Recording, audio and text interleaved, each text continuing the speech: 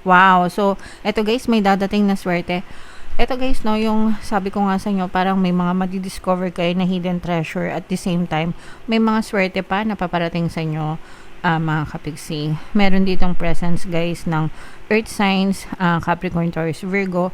For some of you guys, maaring may earth element kayo sa inyong natal chart or you may be dealing with an earth sign. Pero ito guys, magbabago yung takbo ng swerte nyo, magbabago yung takbo ng buhay nyo. Lalo na kung meron kayong mga inaantay na balita kasi may mga good news na dadating sa inyo mga kapiksi.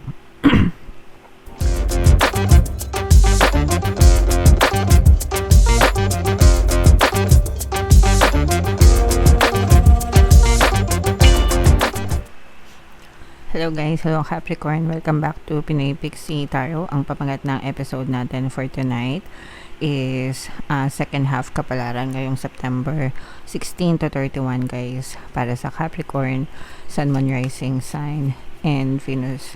Sa mga naghahanap pala guys, or sorry, available na yung ating 2026 pick a card kapalaran guys. Kung di nyo pa napapanood, punta lang kayo sa homepage natin mga kapiksi. So, ito yung ating mga mensahe para sa inyo guys. Ito, this is a positive energy mga kapiksi, kasi ibig sabihin nito nababawasan na yung mga stress nyo, yung mga sakit ng ulo nyo. Ganito kasi yung itsura niyan kapag ka naka upright position, pero since nakuha natin siya ng naka-reverse, ibig sabihin yung mga nagpapasakit ng ulo nyo, yung mga stress nyo sa buhay, unti-unti na silang nawawala, unti-unti na silang nababawasan, kumakalma na ang inyong pag-iisip mga kapiksi. Okay? So, ibig sabihin, nalilas na yung stress and toxic nyo guys, or toxicities. If ever man na hindi pa kayo tuluyan na nakaka-recover guys, meron tayong Tagalog guided meditation para mawala ang stress and anxiety. Ginawa ko talaga yung meditation na yun para sa ganitong klaseng energy mga kapiksi, kasi alam ko na marami sa inyo yung nai-stress. Pwede nyo rin pakinggan yung Ho'oponopono. So kahit ano sa dalawa guys, alright? Pero kahit ano sa dalawa, talagang makakatulong yan para sa inyo mga kapiksi. Sorry.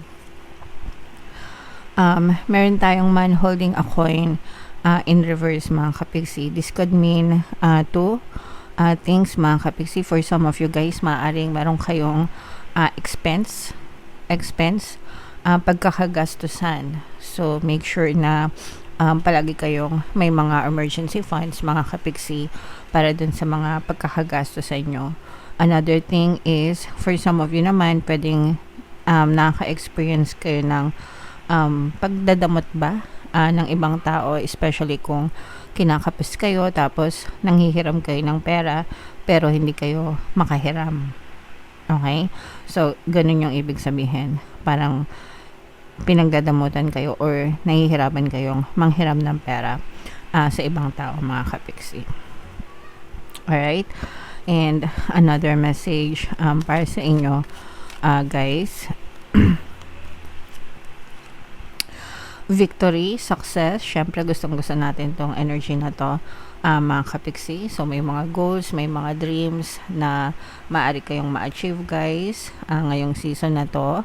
Nasa inyo yung energy ng tagumpay, ng victory, ng success. So itong victory na to guys, yung pag-success sa buhay, dapat yan, yung sikreto dyan is dapat palagi nagdadasal, prayers and affirmations, yung inyong effort, pagkilos, hard work, and of course yung inyong positibong mental diet. Dapat yung mental diet hindi nyo kinakalimutan kasi kasing halaga siya nung number 1 at saka number 2. So lahat sila mahalaga mga kapiksi. Okay? So kapag ginawa nyo yung tatlong yan, tiyak talaga ang inyong tagumpay mga kapiksi. So, comment down below. Ito guys, i-mind nyo na tong success, tagumpay, victory na to. Hanapin natin yung energy ng Capricorn guys.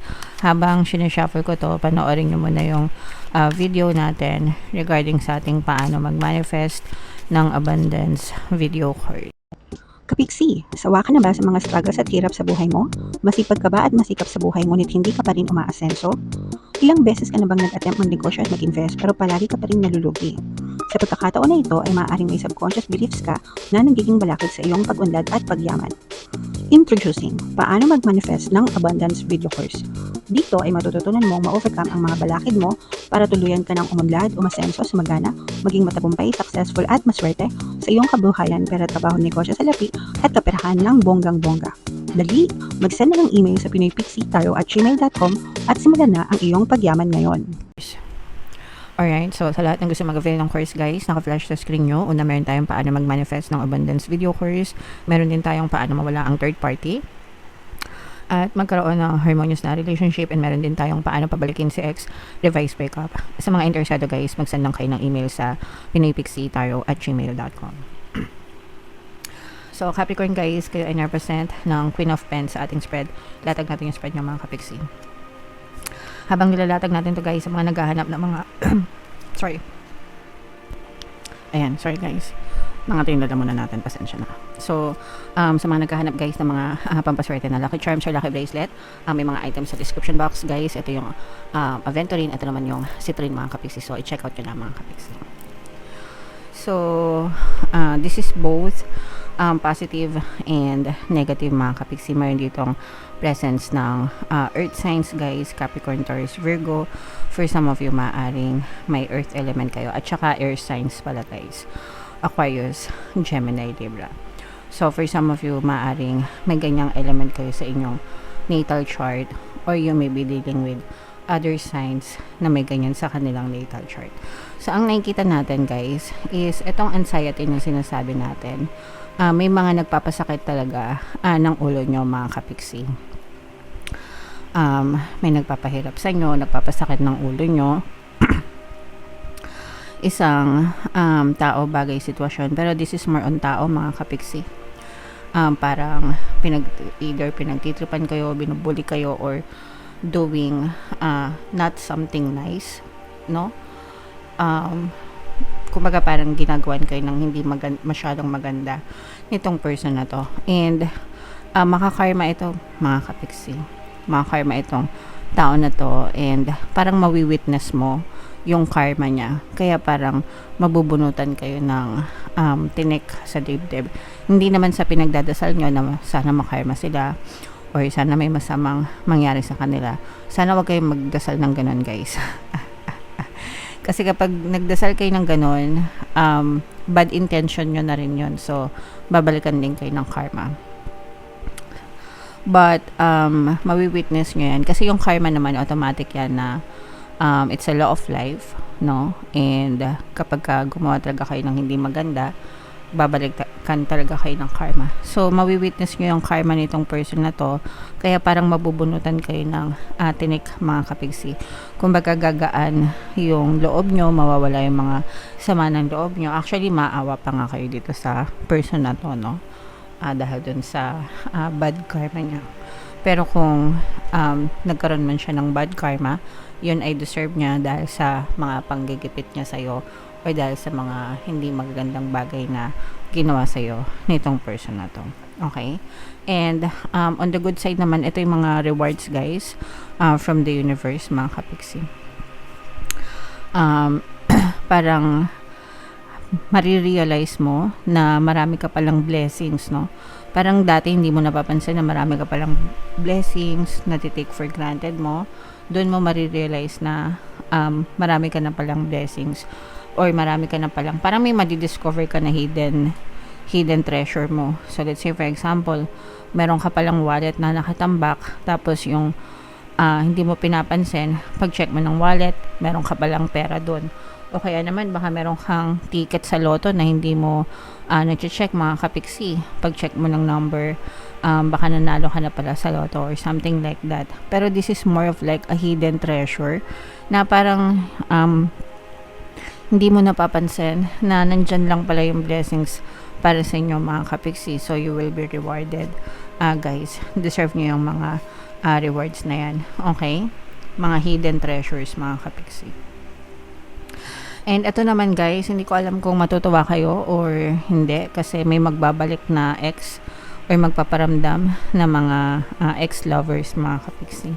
Pwedeng naghiwalay na kayo nitong person na to o kaya nasa no contact zone kayo.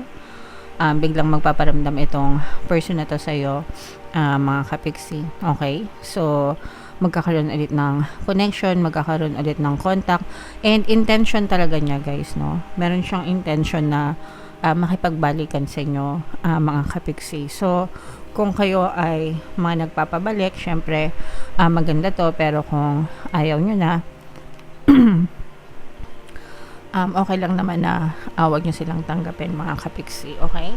So, ito guys, i-mind nyo na tong mga hidden treasure na to mga kapiksi, itong reconciliation na to kung gusto nyo guys.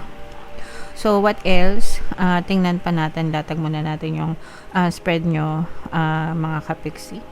Wow! So, eto guys, may dadating na swerte.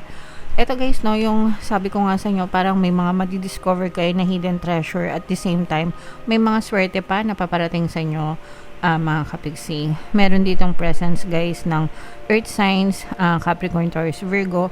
For some of you guys, maaring may earth element kayo sa inyong natal chart or you may be dealing with an earth sign. Pero ito guys, magbabago yung takbo ng swerte nyo, magbabago yung takbo ng buhay nyo. Lalo na kung meron kayong mga inaantay na balita kasi may mga good news na dadating sa inyo mga kapiksi. And yung good news na yun guys, yun yung magdadala ng mga positive changes and mga magagandang swerte sa inyo. Especially yung mga nag-a-apply sa abroad mga kapiksi or may mga ina-applyan kahit hindi sa abroad. Kung meron kayong mga ina-applyan, maganda yung magiging update sa inyo, maganda yung magiging takbo, turn around nito. And dito na magsisimulang magbago yung swerte nyo. Kung meron kayong mga nilalakad na negosyo or may mga nilalakad kayo na kliyente, ganyan. So, kapag natanggap nyo itong or kapag dumating sa inyo itong mga good news na to guys, you will treat this as good luck, no? And doon na magsisimulang magbago yung takbo ng kaperahan nyo for the better mga kapiksi. Alright? Okay.